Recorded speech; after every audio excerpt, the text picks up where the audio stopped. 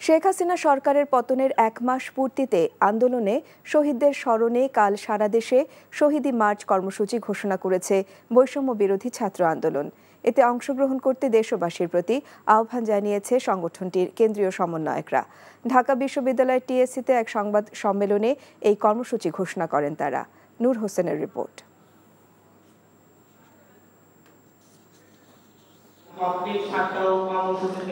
ঢাকা বিশ্ববিদ্যালয় টিএসসি অডিটোরিয়ামে সংবাদ সম্মেলনে কথা বলেন বৈষম্য বিরোধী ছাত্র আন্দোলনের কেন্দ্রীয় সমন্বয়করা।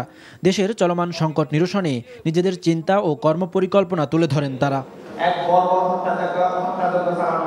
আন্দোলন শেষ হওয়ার পর থেকেই দেশে বিভাজনের সুর দেখা যাচ্ছে উল্লেখ করে সমন্বয়ক হাসনাত আবদুল্লাহ বলেন, নতুন ফ্যাসিবাদ ঠেকাতে সবাইকে ঐক্যবদ্ধভাবে কাজ করতে হবে। এই প্রজন্মের মেন্টাল ট্রমার এই দায়ভার যারা ৭১কে পুঁজি করে, যারা মুজিববাদকে পুঁজি করে, যারা হাসিনাকে পুঁজি করে, শেখ মুজিবকে পুঁজি করে, যারা ২৪ পর্যন্ত এই ফেসিবাদকে টেনে নিয়ে এসছে, এই প্রজন্মকে এই মেন্টাল ট্রমাতে যে ফেলেছে সেটির দায়ভার তাদেরকে নিতে হবে। এবং সেটির দায়ভার তারা যদি স্বীকার না করে, তাদের দোষ যদি স্বীকার না করে, তাহলে পরবর্তীতে যে তাদেরকে রাজনীতিতে পুনর্বাসনের যে চিন্তাটি করছে সেই চিন্তাটি তাদের বুমেরাং হবে।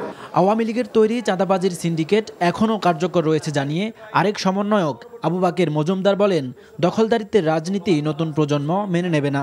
সব অপকর্ম রুখতে সারা দেশে বৈষম্য বিরোধী ছাত্র আন্দোলনের কমিটি গঠনের কথাও জানান তিনি।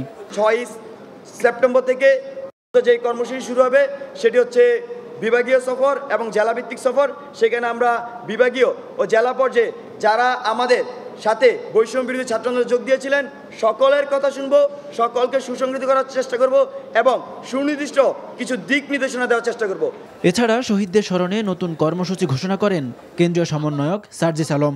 শহীদ ভাইদের স্মৃতিকে, স্পিরিটকে নিজের মধ্যে ধারণ করে আমার ওই যে আহত ভাইগুলো এখনো হাসপাতালের বিছানায় কাতরাচ্ছে, তাদের স্মৃতিকে ধারণ করে আমরা আগামীকাল ৫ সেপ্টেম্বর আমাদের ছাত্র জনতার অভ্যুত্থানের ১ মাস পূর্তি উপলক্ষে আমরা একটি শহীদী মার্চ করতে চাই।